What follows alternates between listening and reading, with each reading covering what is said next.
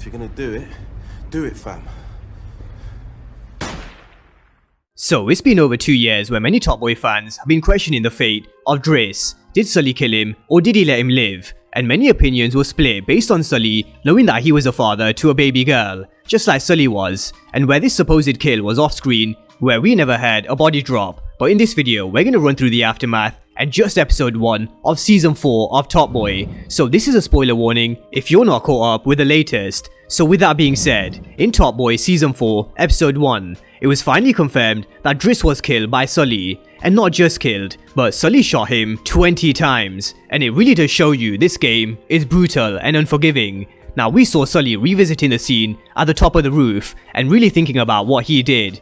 Because no doubt it really would have been hard for him to pull a trigger on a fellow father. But Sully did what had to be done, because this is the game, and snitches have to go, and there had to be consequences of Dris's actions of telling Jamie where Dushane and Sully's hideout was last season. But as we move through episode 1, we knew that the estate of Summer House is going to be knocked down and rebuilt, and ironically Dushane is a part of this development, kicking out his own people out of their homes, just like we saw with this eviction notice and the meeting later on. But where we saw Sully standing outside Dris's place, this is where it was confirmed that Dris was dead, and how he was found on the tower block, and he wasn't just shot once, but he was shot 20 times. But he also learned how Erin was taken into care. But more importantly, Erin's mom Mandy, who was in jail last season, she's now in a hostel. And this is where we're going to leave this story, because we're going to bring a full spoiler review over the next few days. But talking about a body being found, Dris's death wasn't the only one that was confirmed in this first episode, so was Ad's, which we already knew from the trailer scene with his shrine.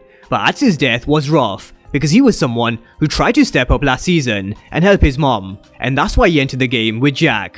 But as I mentioned with Dris's death, this game can really be unforgiving and isn't for the faint-hearted, and unfortunately for Ads, he was caught in between the war between Dushane and Jamie, where he was used to plant the bag of guns, and it really was sad to see Amma walking around all episode trying to find her son, Ads, who she lost to the streets. We also saw her confronting Jaq, but getting no answers, and also no phone call back, and neither did Stefan, with Jamie explaining to him that you never turn your back on family.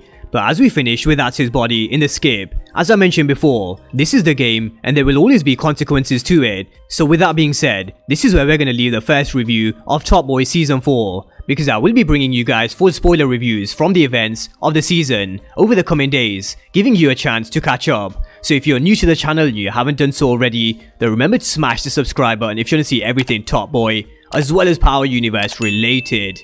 But as always, thank you guys for watching, and I'll see you next time.